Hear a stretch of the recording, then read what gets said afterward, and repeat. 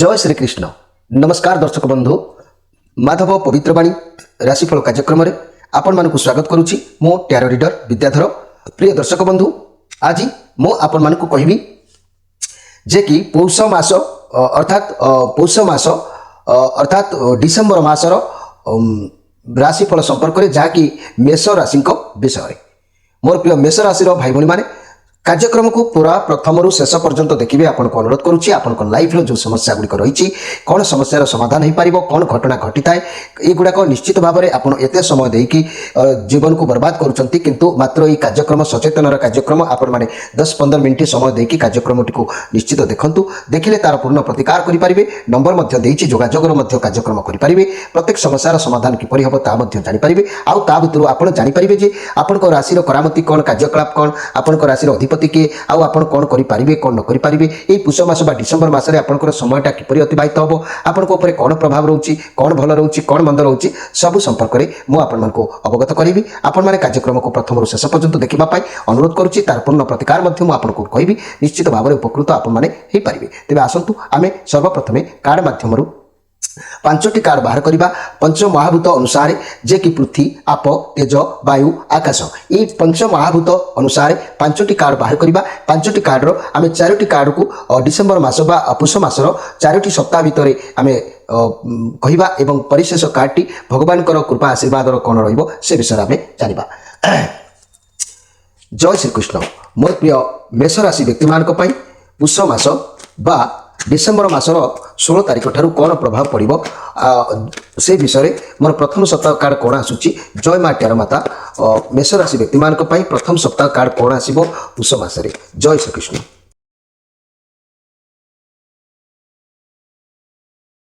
जय श्री कृष्ण। मोर प्रिय मेष राशि भाई भणी मैंने सर्वप्रथमे मु आपण कार्ड विषय कहबी। कार्ड पर किंतु गुरुत्वपूर्ण कथा रहिबो जोथे कि आपण सक्सेस पाइबार कथा जानिबे। तेबे मेष राशि पौष मासर प्रथम सप्ताह किपरि कटिबो से विषय मु आपण मानकु कहबी एवं द्वितीय सप्ताह किपरि कटिबो से विषय मु आपण मानकु निश्चित कहबी।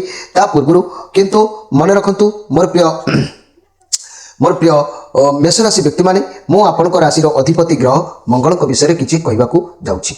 मंगल विषय आपण मानकर जानिबा निहाती जरूरी अछि, कारण ये मंगलंकर पई मंगल जदि स्ट्रांग आपण जन्मजात करे न रहउचंती आपण जीवन में अनेक समस्या देखा देइथाय। कौन से समस्या, किपरि समस्या से विषय मुझे निश्चित कहबी। किंतु मंगल आपण राशि अधिपति। मोर प्रिय मेष राशि सर्वप्रथमे आपण जानि नियंतु आपण राशि मालिक होउचंती मंगल।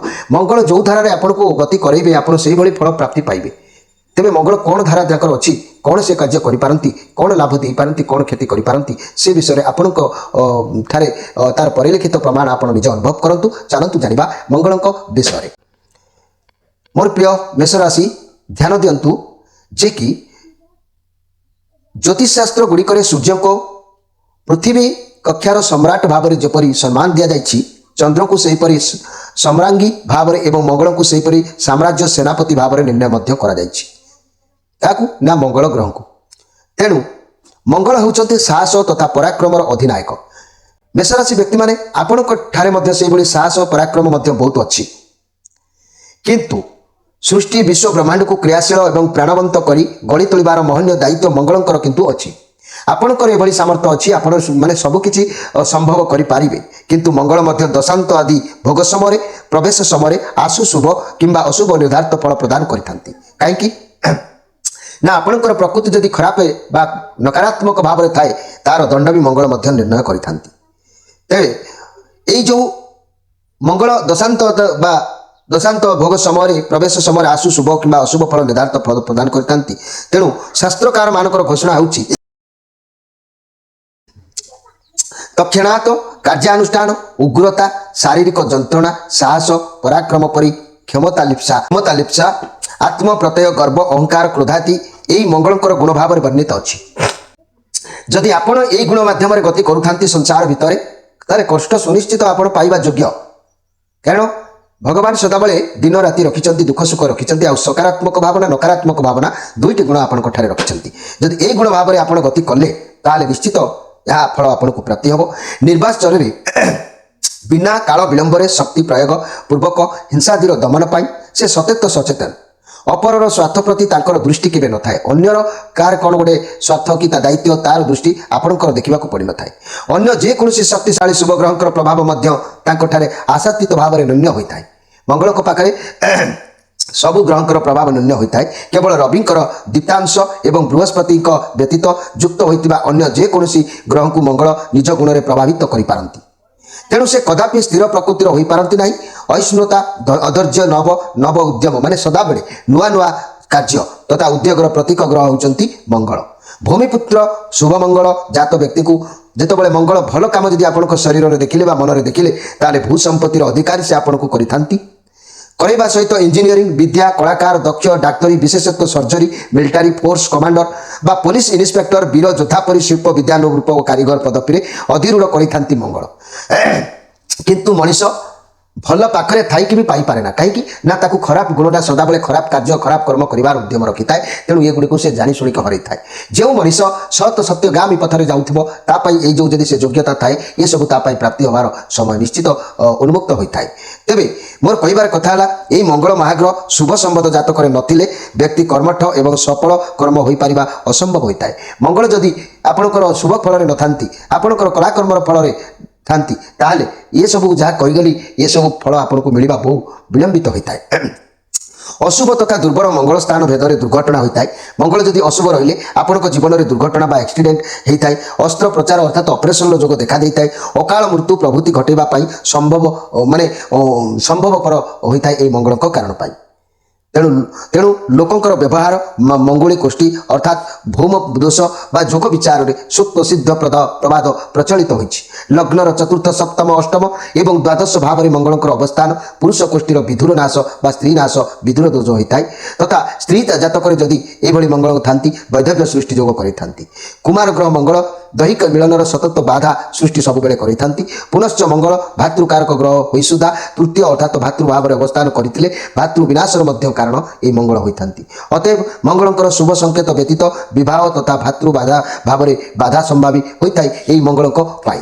ତେବେ ମୋର କହିବାର କଥା ଏଇ ମଙ୍ଗଳଙ୍କ ପାଇଁ ଯଦି ଆପଣ ମଙ୍ଗଳଙ୍କ ପାଇଁ ଯଦି ଶୁଭ ଫଳ ପାଇବାକୁ ଚାହୁଁଥାନ୍ତି ଏ ମୋର ମେଷ ରାଶିର ବ୍ୟକ୍ତିମାନେ ନିଜର ଗୁଣ ଗରିମକୁ ବଦଳାଇ ଦିଅନ୍ତୁ। ନିଜର ଇଚ୍ଛା ଶକ୍ତିକୁ ଦମନ କରନ୍ତୁ। ନିଜେ କେବେ ଅନ୍ୟର ଅସତ କଥାକୁ ଅନ୍ୟର ଅସତ କଥା ଚିନ୍ତା କରନ୍ତୁ ନାହିଁ ଏବଂ ନିଜର ଜ୍ଞାନକୁ ଟିକେ ଦମନ କରନ୍ତୁ। ଆଉ ଗୁରୁଜନଙ୍କର କଥା ମାନନ୍ତୁ। ନିଜ ବିବେକକୁ ଟିକେ ଜାଗ୍ରତ କରୁ। ଆପଣ କହିବେ ମୁଁ ସର୍ବଶ୍ରେଷ୍ଠ, ମୁଁ ଯାହା କହିବି 5 ଜଣ ଯାହା କହିବେ ସେଇଟା ଠିକ୍ ନୁହଁ, ମୁଁ ଯାହା କହିବି ଠିକ୍, ଏସବୁ ମଙ୍ଗଳଙ୍କର ପ୍ରତାପୀ। ତେଣୁ ଏ ପ୍ରତାପ ଭିତରେ ଯଦି ଆପଣ ଗତି କରୁଛନ୍ତି ଆପଣଙ୍କର ଭାଗ୍ୟକୁ ଆପଣ ଜଳାଞ୍ଜଳି କରିଦେଇପାରିବେ।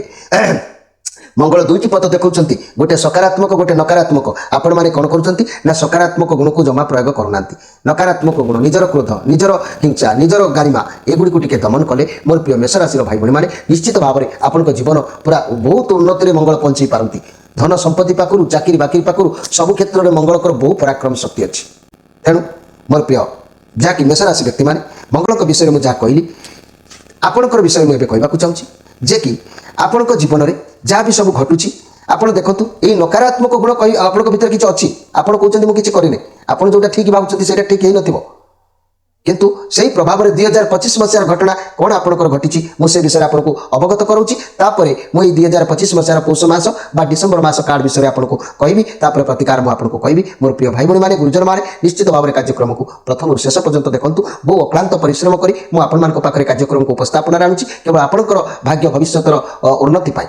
ତେବେ ମୋର ପ୍ରିୟ ମେଷ ରାଶି ଭାଇ ଭଉଣୀମାନେ ମନେ ରଖନ୍ତୁ, ମେଷ ରାଶିର ବ୍ୟକ୍ତିମାନେ ଜାନୁଆରୀ ଠାରୁ 2025 ମସିହାର କଥା ଆରମ୍ଭରୁ କହୁଛି ମେ ମାସ ମଧ୍ୟଭାଗ ପର୍ଯ୍ୟନ୍ତ ପାରିବାରିକ ସୁଖ ଶାନ୍ତି, ଆର୍ଥିକ ଉନ୍ନତି, ଶୁଭ କାର୍ଯ୍ୟର ସମ୍ପାଦନ କର୍ମେ ସଫଳତା ଏବଂ ଆଶାନୁରୂପକ ଫଳ, ବିଦ୍ୟାର ସଫଳତା, ଚାକିରି କ୍ଷେତ୍ରରେ ଯାହାକି ପଦ ଉନ୍ନତି, ବ୍ୟବସାୟରେ ଲାଭ, ସର୍ବାଙ୍ଗୀନ ଉନ୍ନତି ଦେଖାଦେଲେ ମଧ୍ୟ ତା ପରଠାରୁ ଯେତେବେଳେ ଆରମ୍ଭ ହେଲା ଖୁସି ଆସିଲା, ତା ପରଠାରୁ ବର୍ଷ ଶେଷ ପର୍ଯ୍ୟନ୍ତ ଏ ଯାଏ ବାରମ୍ବାର ସ୍ୱାସ୍ଥ୍ୟର ସମସ୍ୟା ଦେଖାଦେବ ଏବଂ ମାନସିକ ଅଶାନ୍ତି ଅସନ୍ତୋଷ ଲାଗି ରହିବ। ପାରିବାରିକ ସମସ୍ୟା ସହିତ ମାନସିକ ଅସ୍ଥିରତା ଭିତରେ ଆପଣଙ୍କର ସମୟ ଅତିବାହିତ ହେବ। ପାରିବାରିକ ସମସ୍ୟା, କର୍ମକ୍ଷେତ୍ରରେ ବାଧାବିଘ୍ନ, ଆର୍ଥିକ କ୍ଷୟକ୍ଷତି, ବ୍ୟୟ ବୃଦ୍ଧି, କର୍ମରେ ବିଳମ୍ବ, ଶିକ୍ଷାରେ ଅଧୋଗତି, ସନ୍ତାନ ଚିନ୍ତା, ଚାକିରିରେ ସେମିତି ସ୍ଥାନାନ୍ତରିତ ଯୋଗ ଏସବୁ ଦେଖାଦେବାର ସମ୍ଭାବନା ଆପଣଙ୍କ ଠାରେ ବର୍ତ୍ତମାନ ଚାଲୁଛି। आय बेस भल रोजगार कले भी मध्य व्यय चाप मात्रा बहु अधिक नाना प्रकार प्रतिकूल परिस्थिति मध्य दे गति करुँच मोर प्रिय मेष राशि भाई भणी मैंने तेणु शिक्षार्थी मैंने अधिक जत्नशील रहिले सफलता हासिल करेंगे जो मैंने टिके अवहेला करेंगे से सफलता पाइबा अनिवार्य तेणु महिला माने कर्तव्य परायण भाव में समय को निश्चित भाव में नेबे एथिरे संदेह करिवार किछि नाइ तेणु एभली परिस्थिति आपनकर आगु को न होबा पाई मोर प्रिय मेष राशि भाई भणी माने गुरुजन माने आपण माने निजर सकारात्मक भावना को जागृत करांतु जदि जागृत कराई न पारुछंती सब बेले निजर गुण गारिमा को उत्त्यक्त भाव में रखुछंती क्रोध को कंट्रोल करि पारु नांती निजे बुझी पारु नांती आपण भाबुछंती मु जा कहूची ठीक ताहले आउ गोटे उपाय अच्छी मुझे उपायटा कही सारिकी तापर मु कार्ड विषय कहबी दया करके आपण शेष पर्यंत देखंतु कौन ना मंगल को जदि कंट्रोल करने को चाहते ताहले आपन जीवन में तीनमुखी रुद्राक्षरटी आपण धारण करंतु मोर प्रिय मेष राशि व्यक्ति माने काईकि तीनमुखी रुद्राक्षर धारण करिवे ना तीनमुखी रुद्राक्षर अधिपति ग्रह होचंती मंगल आपन राशि अधिपति होचंती मंगल तेणु तीनमुखी रुद्राक्षर को मंगल बहुत माने शांति अनुभव करती तेणु तीनमुखी रुद्राक्षर को साक्षात अग्नि भाव में विचार करा जायछि स्त्री हत्याकारी पापी हो बा जे कोनसी कुकर्म करिथिबा व्यक्ति हो तीनमुखी रुद्राक्ष धारण कले से पापरु से मुक्ति पाई जाय तीनमुखी रुद्राक्ष को ब्रह्मा विष्णु महेश्वर भाव में पूजा करा जाय आ तीनमुखी रुद्राक्षर तीनोटी गुण रही सत रज तम आकाश पृथ्वी पाताल तेणु ये जो विचार करा जायछि एई तीनमुखी रुद्राक्षर को धारण कले लाभ कौन होते ना बात पित्त आदि रोगरु मुक्त मिलता है यह धारण कले मनुष्य ठारे थिबा कुवृत्ति बा खराब गुण गुड़ी को से दमन कर दे था जहाँ फल कि नकारात्मक गुण छाड़ी चली जाता है जमी गोटे महिला कपड़ा पर सर्फ पकईदे से माने कपड़ा सफा हो जाए से यहाँ व्यवहार कले से नकारात्मक गुण गुड़िक आपन दमन धीरे धीरे हो जाता है पर स्त्री गमना करुवा पापी जब यही रुद्राक्षर धारण करे ताहले पापीर पाप ध्वंस हो जाता है तेणु धनलक्ष्मी आपण प्रभाव पकई था मंगल आपणकर जो लाभ दवा कथा से लाभ निश्चित दे था तेणु मोर प्रिय मेष राशि भाई भणी माने मंगल आपणकर प्रकृति परिवर्तन करने आपण असली तीनमुखी रुद्राक्षर धारण करंतु एवं ता सहित आपण एक कवच मंगलकर मध्य एक सुंदर कवच ताकू मध्य आपण धारण करंतु देखिबे अल्प दिन भितर आपणकर प्रकृति परिवर्तन पर आपणकर परिवार भाग्य परिवर्तन हो जिवो कारण प्रत्येक जिनिसर क्षमा अछि इलेक्ट्रिक बल्ब जळुछि अंधार हेले ता पई प्रतिकार कैंडल रोग होइछि ता पई औषध पाप करिछि ता पई मध्य तीर्थर प्रतिकार सेही परी आपणकर जहाँ भी समस्या अच्छी से परिवर्तन होता है आपण माने सादर यहाँ ग्रहण करने निश्चित विचार करेंगे तेज आसतु आईपारे भल ना काश हो तेरे मुझे आपन को पौष मासर कार्ड विषय प्रथम सप्ताह विषय कहि जहाँकि डिसेम्बर मासर 16 तारिख ठारू आपण माने अनुभव करेंगे प्रथम कार्ड आसी पौष मासर मन रखु मोर प्रिय मेष राशि व्यक्ति मैंने पौष मास डिसेम्बर मासर 16 तारिख ठाऊ कौन आपंकर प्रभाव पड़ो जनवरी 16 तारिख पर्यंत ये कार्डर उद्देश्य रे देखो ये पेज ऑफ कप कार्ड आसी बहुत टैलेंट आपन पाखक बहुत किसी संभवपर जिन आसो नुआ नुआ कौन कार्य करने आपंकर मन उद्यम रोसी कार्य शिखापी उद्यम जारी रखिए आपड़ जो कम करेंगे भाभी चिंती किंतु करेंगे ना कारण आप तो करेंगे ना जहाद्वारा क्षति हो पाए आपड़ टे जत्न रुहतु चंचलता स्थिरता मन भर टे रखु जेकोसी नुआ कार्य करुँच भाभी चिंती करूँ नुआ रिलेसन हो नुआ सांगसाथी हो नुआ व्यवसाय हो जहाँ भी किसी करुँच बड़ मान मतामत नहीं करूँ तेरे सफलता मिले ता ना आप विफलता भितर समय अतिबाहित हम आपण मुंड को ये जो प्रथम सप्ताह आपंकर मुंड को कौन कला ना विभ्रांत रखिला तेणु आप कौन करेंगे भल बाटर जी कि मंद बाटर जी से आपण निर्भर कर कार्ड तेरे आज आम द्वितीय सप्ताह को देखा द्वितीय सप्ताह कार्ड को नजर कले मोर प्रिय मेष राशि व्यक्ति मैंने 9 ऑफ सोर्स कार्ड आसी जहाँकि आप आज बहुत कष्ट द्वितीय सप्ताह समय अतिबाहित हो पाए आपण बहुत किसी बर्डन आसीपे कौन खराब स्वप्न देखिए डरवा ये सब नेगेटिव नुह किंतु परिस्थिति एत भी खराब ना जेहेतु आपण चारिपाखे गोटे खराब वातावरण सृष्टि ये मसरे हम आपन को लगे आपड़ जमी लव रिलेसन में कौन खुशी नहांती किसी समस्या देखा दूची आपण मन भर किसी जंत्रणा भरिक रही जाऊँगी जदि भी सिंगल अच्छा तेबे भी आपण अतीतर कथा को धरिकी दुख अनुभव करंतु ना मोर प्रिय मेष राशि व्यक्ति मैंने तेरे मनी कैरियर क्षेत्र में आपंकर चाकरी आप खुशी रही पारे ना ओभरलोड कारण आपको थकापण लगे व्यवसाय क्षेत्र में कम प्रेसर पड़ो फाइनान्शियल क्षेत्र में अधिक चिंतित आप रे तेरे आप अर्थ को मैनेज करूँ स्वास्थ्य क्षेत्र में कौन रोग देखा दे पारे चिंताग्रस्त रे प्राणायाम करूँ स्पिरिचुअल गाइड फॉलो करूँ देखिए दिन आपंकर ठीक बाट को आसो किंतु द्वितीय सप्ताह आपण कार्ड मेष राशि व्यक्ति मैंने आदौ ठीक ठाक लागू ना तेज आम तृतीय सप्ताह को देखा तृतीय सप्ताह ये कार्ड भी आसी द हैंगड मैन आप बहुत कष्ट परिश्रम करेंगे किंतु ଆପଣ ପରିସ୍ଥିତିକୁ ନେଇକି ଆଦୌ ଖୁସି ରହିପାରିବେ ନାହିଁ। ଆପଣଙ୍କର ଅସୁବିଧା ବଢ଼ି ବଢ଼ି ଚାଲିବ। ଆପଣ ଗୋଟିଏ କାମ କରିବେ ଆଉ ଗୋଟେ ଓଲଟା ହେଇଯିବାର ସମ୍ଭାବନା ରହୁଛି। ପରିସ୍ଥିତିକୁ ଦେଖିବା ଦରକାର, ସମାଧାନ କରିବା ଦରକାର। ହଠାତ୍ କୌଣସି ନିଷ୍ପତ୍ତି ନିଅନ୍ତୁ ନାହିଁ। ମନି ଆଉ କ୍ୟାରିୟର କ୍ଷେତ୍ରରେ ଆପଣ ବାରମ୍ବାର ଭାବିବେ କି ଚାକିରି ବଦଳାଇ ଦେବେ, ସାଲାରୀକୁ ନେଇକି ଖୁସି ହେବେ ନାହିଁ। ପଇସାକୁ ନେଇକି ଆପଣ ବହୁତ ଅଧିକ ଟେନସନ୍ ଦେଖାଦେବ। ଆପଣଙ୍କ ଫାଇନାନ୍ସିଆଲ କଣ୍ଡିସନ ଏତେ ଖରାପ ନାହିଁ, କିନ୍ତୁ ଅଧିକ ଟେନସନ୍ ବଳେ ବଳେ ଆପଣଙ୍କ ପାଖକୁ ମାଡ଼ି ଆସିବ। ତେଣୁ ସ୍ୱାସ୍ଥ୍ୟର ସମସ୍ୟା ଥିଲେ ମଧ୍ୟ ଚିକିତ୍ସା ଆପଣଙ୍କ ପାଇଁ ଭଲ ରହିବ। ଚିକିତ୍ସା କରନ୍ତୁ, ସ୍ୱାସ୍ଥ୍ୟର ନିଶ୍ଚିତ ସୁଧାର ଆସିବ। ତେବେ ଦ୍ୱିତୀୟ ଆଉ ତୃତୀୟ ସପ୍ତାହ କାର୍ଡକୁ ଦେଖିଲେ ବି ମଧ୍ୟ ଭଲ ସ୍ଥିତି ଦେଖାଯାଉ ନାହିଁ। ଆମେ ମୋର ପ୍ରିୟ ମେଷରାଶି ଜମା ବି କାର୍ଯ୍ୟକ୍ରମକୁ ବନ୍ଦ କରିବେନି। ଦେଖନ୍ତୁ ମୁଁ ଯେଉଁ ପ୍ରତିକାର କହିଛି, ପ୍ରତିକାର କଲେ ଆପଣ ସମସ୍ୟାର ନିଶ୍ଚିତ ମୁକ୍ତ ହେବେ। ହେ ଜ୍ଞାନ କଲେ କୌଣସି କେହି ବ୍ୟକ୍ତି ଜଣେ କହିଦେବ ଲାଲିଲାଲ ବହୁତ ମାଲାମାଲ ହେଇଯିବେ, କୋଟିପତି ହେଇଯିବେ, ଭଲ ଅଛି, ସେଥିରେ ଜମା ଭରସିବା ଉଚିତ ନୁହଁ। କାରଣ ଆପଣ ଉଚିତ କାର୍ଯ୍ୟକୁ ଉଚିତ ପଦକ୍ଷେପରେ ଦେଖନ୍ତୁ, ତାର ଉଚିତ ପ୍ରତିକାର କଲେ ଆପଣଙ୍କୁ ସଫଳତା ମିଳିବ। ମୋର ପ୍ରିୟ ମେଷ ରାଶିର ବ୍ୟକ୍ତିମାନେ, ଏ ଜୀବନରେ ଏମିତି କିଛି ନାହିଁ, ଯଦି ଭଗବାନଙ୍କ ସଂସାର ଇଏ ପାଣିରେ ଜାହାଜ ଉଡ଼ି ପାରୁଛି, ଆକାଶରେ ଜାହାଜ ଉଡ଼ି ପାରୁଛି, ତାହେଲେ ଆପଣଙ୍କର ପରିବର୍ତ୍ତନ କାହିଁକି ହେବନି? ମଣିଷ ଯେତେବେଳେ ଚାହିଁବ ସବୁକିଛି ସମ୍ଭବ ହୋଇପାରିବ। ଭଗବାନଙ୍କ ଉପରେ ଲୟ ରଖିବା ଦରକାର ଅଛି। ତେବେ ଆସନ୍ତୁ ଆମେ ପୌଷ ମାସର ଶେଷ ସପ୍ତାହ କାର୍ଡଟି ଦେଖିବା ଏବଂ ଶେଷ ସପ୍ତାହରେ କ'ଣ ଆସିଛି। ଶନିଙ୍କର କାର୍ଡ ଆସିଛି। ଏଇଠି ଶନିଙ୍କ ବିଷୟରେ ମୁଁ କହିବି। ବର୍ତ୍ତମାନ ମେଷରାଶି ଆପଣଙ୍କର ଶନି 7.5 ଆରମ୍ଭ ହୋଇଛି। ତେଣୁ ଶନିଙ୍କର କାର୍ଡ ବି ମଧ୍ୟ ଆପଣଙ୍କର ଶେଷରେ ଆସିଛି। ଶନି ପ୍ରମାଣ କ'ଣ କରିଛନ୍ତି ଆମେ ସେ ବିଷୟରେ ଟିକେ ଜାଣି ନିଅନ୍ତୁ। ଇଏ ଶନିଙ୍କର କାର୍ଡ ପଜିଟିଭ କାର୍ଡ ଅଛି, ଖରାପ କାର୍ଡ ନୁହଁ। କିନ୍ତୁ ଶନି ହେଉଛନ୍ତି ନ୍ୟାୟର ପ୍ରତୀକ, କର୍ମର ଫଳଦାତା। ଏଠି ଈଶ୍ୱରଙ୍କର ଆଶୀର୍ବାଦ ଆପଣଙ୍କ ଉପରେ ରହୁଛି। କୌଣସି ପ୍ରକାର ଛନ୍ଦ କପଟ ଆପଣଙ୍କ ଭିତରୁ ଦୂରଭୂତ ହେବ। ଆପଣ ସବୁକିଛି କାର୍ଯ୍ୟ ଭଲରେ ସବୁଥିରେ ସଫଳ ମିଳିବ। ସତ୍ୟତା ରଖି କାର୍ଯ୍ୟ କରିବା ଆବଶ୍ୟକ ଅଛି। ସବୁଥିରେ ସକ୍ସେସ୍ ଆପଣଙ୍କୁ ମିଳିବ। ଆଉ ଘର ପରିବାର ଦାମ୍ପତ୍ୟ ଜୀବନ ଅବଶ୍ୟ ଭଲ ଏଠି ଆସିବ। ରିଲେସନ୍ ଉତ୍ତମ ରହିବ। ବ୍ୟବସାୟୀମାନେ ଭଲ ଲାଭ କରିବାର ରାସ୍ତା ଟିକେ ଉନ୍ମୁକ୍ତ ହେବ। ଆଉ ଛାତ୍ରଛାତ୍ରୀମାନେ ପାଠ ପଢ଼ାପଢ଼ିରେ ମନ ନିବେଶ କରିବେ। ଇଏ ଯେହେତୁ ଶନିଙ୍କର କାର୍ଡ ଅଛି, ଇଏ ପଜିଟିଭ୍ କାର୍ଡ ଅଛି। ଯଦି ଶନି ଜୀବନରେ ଯାହା ବି କିଛି ଦିଅନ୍ତି ଧୀରେ ଧୀରେ ଦିଅନ୍ତି।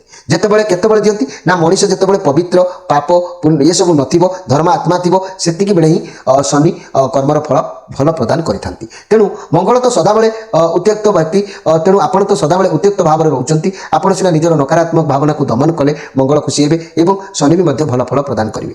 ଆପଣ ନିଜେ ମାଲିକାନା, ନିଜେ ସର୍ବଶ୍ରେଷ୍ଠ, ଏସବୁ ଚିନ୍ତାଧାରାକୁ ଆପଣ ବଦଳାଇବା ଦରକାର। ଜଣେ କ'ଣ କହୁଛନ୍ତି ତାଙ୍କ କଥା ଶୁଣିବା ଦରକାର। ଆପଣ କହିବେ ମୁଁ ଯାହା କହିବି ସେଇଟା ଠିକ୍। ଆପଣ ଏଇ ଯେଉଁ କଥା ପାଇଁ ଆପଣଙ୍କର ସ୍ଥିତି ଆଜି ଏମିତି ବି ମଧ୍ୟ ଗତି କରିପାରେ। ତେବେ ଆପଣ ବହୁତ ପଜିଟିଭ ଅନୁଭବ କରିବେ, ଶାନ୍ତି ଅନୁଭବ କରିବେ। ଆପଣଙ୍କୁ ଲାଗିବ ଯେମିତି ବହୁତ ଦିନ ପରେ କିଛି ଶାନ୍ତି ପାଉଛନ୍ତି। ବା ଯାହା ବି ପରିବର୍ତ୍ତନ ହେବ ଆପଣ ତାକୁ ମାନେ ମାନି ନେବେ। କାରଣ ଆପଣ ଜାଣିଛନ୍ତି ଯେ ଭଗବାନ ୟୁନିଭର୍ସ ଶକ୍ତି, ପ୍ରାଣୀ ଯାହା କରନ୍ତି ପ୍ରାଣୀର ମଙ୍ଗଳ ପାଇଁ। ଭଗବାନଙ୍କ ଉପରେ ଆପଣଙ୍କର ଭରସା ଆହୁରି ବଢ଼ିବ। ଅନୁଭବ କରିପାରିବେ ଯାହା ଈଶ୍ୱର କରିଛନ୍ତି ମୋ ପାଇଁ, ପ୍ରଥମରୁ କଷ୍ଟ ଦେଲେ ବି ମଧ୍ୟ ଆଗକୁ ନିଶ୍ଚିତ ମୋତେ ଭଲ ଫଳ ଦେବେ। ଏଭଳି ପୁଣ୍ୟାତ୍ମା କଥା, ଏଭଳି ବିଶ୍ୱାସର କଥା, ଏଭଳି ସୁଚିନ୍ତନ କଥା ଆପଣଙ୍କ ମନ ଭିତରେ ଜାଗ୍ରତ ଆସିବ। ଏସବୁ ଆସିଲେ ଜାଣିଥାନ୍ତୁ ଆପଣଙ୍କର ନକାରାତ୍ମକ ଭାବନା ହଟି ହଟି ଯାଉଛି ଆଉ ଭଲ କଥା ଚିନ୍ତାଧାରା ମୁଣ୍ଡ ଭିତରକୁ ପ୍ରବେଶ କରୁଛି। ଇଏ ବହୁତ ବଢ଼ିଆ କାର୍ଡ ଆସିଛି। ମନି କ୍ୟାରିୟର ବ୍ୟବସାୟ କଥାକୁ ଦେଖିଲେ ଆପଣଙ୍କ ଲାଇଫରେ ବହୁତ ଅପରଚ୍ୟୁନିଟି ଆସିବ। ଏତେ ଅପରଚ୍ୟୁନିଟି ଆସିବ ଆପଣ ତାକୁ ସମ୍ଭାଳି ପାରିବେନି। ଚାକିରି ଖୋଜୁଥିବା ବ୍ୟକ୍ତି ଚାକିରି ପାଇବେ। ଆପଣଙ୍କର ମନପସନ୍ଦର ଚାକିରି ବି ଆପଣଙ୍କୁ ପ୍ରାପ୍ତି ହେବ। କିନ୍ତୁ ହୁଏତ ଏଇ ପୁଷ ମାସରେ ସେହା ସମ୍ଭବ ହେଇନପାରେ। ଇଏ କାର୍ଡ ଆଡଭାନ୍ସ କାର୍ଡ କହୁଛି। ଇଏ ଦ ଷ୍ଟାର କାର୍ଡ। ଷ୍ଟାର କାର୍ଡ ଇଏ ବହୁତ ମାନେ ଶନିଙ୍କର କାର୍ଡ। ଇଏ ଚେତନା ଦେଉଛନ୍ତି ଯେ ମାର୍ଗକୁ ଚାଲି ଆସ, ଉଚିତ ମାର୍ଗରେ ରୁହ, ତେବେ ଯାଇକି ଆପଣଙ୍କର ଜିନିଷ ହକ୍ ଆପଣ ନେଇଯାଅ। ତେବେ ଚାଲନ୍ତୁ, ଇଏ ତ ହେଲା ଆପଣଙ୍କର 4ଟି ସପ୍ତାହର କଥା କହିଲି। ମୁଁ ସାରାଂଶ କଥା କହିବି, ଆପଣ ନୋଟ୍ କରିବେ। ସେତେବେଳେ ପର୍ଯ୍ୟନ୍ତ ଟିକେ ଅପେକ୍ଷା କରନ୍ତୁ। ପରିଶେଷରେ ଭଗବାନଙ୍କର ଆଶୀର୍ବାଦ ଆପଣଙ୍କର କ'ଣ ରହୁଛି ଦେଖିବା। ଜୟ ଶ୍ରୀକୃଷ୍ଣ। ଯାହା ବି ହେଉ ଭଗବାନଙ୍କର ଏକ ସୁନ୍ଦର କାର୍ଡ ଆସିଛି। 4 ଅଫ୍ ୱାଣ୍ଡସ୍ କାର୍ଡ ଆସିଛି। এই 4 ଅଫ୍ ୱାଣ୍ଡସ୍ କାର୍ଡ ଯେଉଁ ଆସିଛି ଖୁସିର କାର୍ଡ ଅଛି। ଆପଣଙ୍କ ଘରକୁ କିଛି ବି ଖୁସି ଫଙ୍କସନ୍ ହେଇପାରେ। କୌଣସି ଧନ ମିଳିବାର ରାସ୍ତା ପରିଶେଷରେ ମିଳିବାର ଯୋଗୁଁ ଆପଣଙ୍କୁ ଦେଖାଦେବ। ଆପଣ ଖୁସି ରହିବେ। ନୂଆ ଉତ୍ସବ ପାଳନରେ ଯୋଗଦାନ କରିପାରନ୍ତି। ଆପଣଙ୍କ ପାଖରେ ବହୁତ ଭଲ ପରିବେଶ ସେତେବେଳେ ରହିବ। ପରିବାରର କୌଣସି ବାହାଘର ସେଲିବ୍ରେସନ୍ ଏମିତି ବି ମଧ୍ୟ ହେଇପାରେ, କିମ୍ବା ବନ୍ଧୁ ମିଳନ, ପରିବାରର ସମସ୍ତେ ମିଳିମିଶି କିଛି କାର୍ଯ୍ୟ କରିପାରନ୍ତି। କ୍ୟାରିୟର ମନି ବ୍ୟବସାୟ କଥାକୁ ଧ୍ୟାନ ଦେଲେ ମୁଁ ଯାହାକୁ ଦେଖୁଛି କାର୍ଯ୍ୟକ୍ଷେତ୍ରରେ ବହୁତ କିଛି ଭଲ ଚାଲିବ। ସହକର୍ମୀ ଆପଣଙ୍କୁ ସପୋର୍ଟ କରିବେ, ମିଳିମିଶି ସବୁ କାର୍ଯ୍ୟ କରିବେ। ଫାଇନାନ୍ସିଆଲ କ୍ଷେତ୍ରରେ ବହୁତ ଭଲ ଆସିବ। ଆପଣ ଯେତିକି ରୋଜଗାର କରିବେ ସେତିକିରେ ଆପଣ ସନ୍ତୁଷ୍ଟ ରହିବେ। ଆପଣଙ୍କ ସମୟ ବହୁତ ଭଲ ଚାଲିବ। ତେଣୁ ଭଗବାନଙ୍କ ଆଶୀର୍ବାଦରୁ ଆପଣଙ୍କର ସ୍ୱାସ୍ଥ୍ୟ ମଧ୍ୟ ଯାହା ଥିଲା ସେଥିରେ ମଧ୍ୟ ସୁଧାର ଆସିବ। ଏଥିରେ ଟେନସନ୍ ନେବାର କିଛି ନାହିଁ। ତେଣୁ ଭଗବାନଙ୍କର ଯେଉଁ କାର୍ଡଟି ଆସିଲା କେବଳ ସେହି କାର୍ଡଟି ଆପଣଙ୍କୁ ପୂର୍ଣ୍ଣ ସାହସ ଦେଲା ଯେ ଆପଣଙ୍କର ଭାଗ୍ୟ ପରିବର୍ତ୍ତନ ଆସିବ ଆଉ ଉଦ୍ଧାର ପାଇବେ। ତେବେ ଆପଣ ନୋଟ୍ କରନ୍ତୁ ମୋର ଯାହାକି ମୁଖ୍ୟ ସାରାଂଶ କଥାକୁ ମୁଁ କହିବି। ଯେଉଁ 4ଟି କାର୍ଡ 5ଟି କାର୍ଡର କଥା ମୁଁ କହିଲି ଆପଣ ତ ବୁଝିବା ଅସମ୍ଭବ ହେଇଥିବ। ଏଥିରୁ ପଦେ ସେଥିରୁ ପଦେ ମୋତେ କହିବାକୁ ପଡ଼ୁଛି।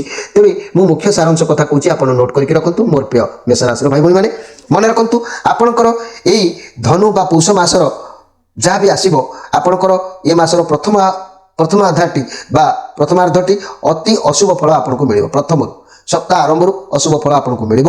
ଦେହ पीड़ा सांग को मन मध्य अति दुर्बल हो आपणकर तेबे सबु दिगरु आपणकर केवल हानि बा लॉस देखादेव कर्म क्षेत्र में विफलता जोग नोट करके रखि था आय ठारू अधिक खर्च बा व्यय अधिक हम पारिवारिक जीवन दुखदपूर्ण भितर समय अतिबाहित होबार जोग देखादेव तेणु चाकरी रे अशांति निश्चित भाव में आपर बढ़ आ व्यवसाय लाभ हेब नाही किंतु छात्र छात्री मानकर पढ़ार भी हानि घटो ये सब घटवा आपणकर यही कारण तेरे आपणकर यह परिवर्तन हम 4 of Wands कार्ड लास्ट को भगवान जो देते शेष में जाकि कष्ट पाइला जाकि उद्धार आपको करेंगे ता पूर्व आपको ये मसटी बहुत सतर्क रहा पड़ो तेणुक भाग्य को परिवर्तन करने एभली माने स्थिति न होगापाई आप प्रत्येक कार्य को सहज सुगम भाव में पार होगापाई आपण जीवन गतिपथ को बदलवाई आप असली 3मुखी रुद्राक्षर धारण करूँ आउ मंगल ग्रहंकर कवच धारण करूँ देखिए आपणकर भाग्य निश्चित चमकी उठिबो आपण प्रत्येक दिन ये माधव पवित्र वाणी दैनंदिन राशिफल मासिक राशिफल वार्षिक राशिफल